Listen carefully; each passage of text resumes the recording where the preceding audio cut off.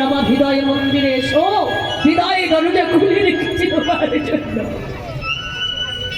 এসে আমার মন্দিরে, হৃদয় মন্দিরে যত পাপ রাশি আছে সব বাবা বাহ্যিক জগতের চোরকে ডাকতে হয় না,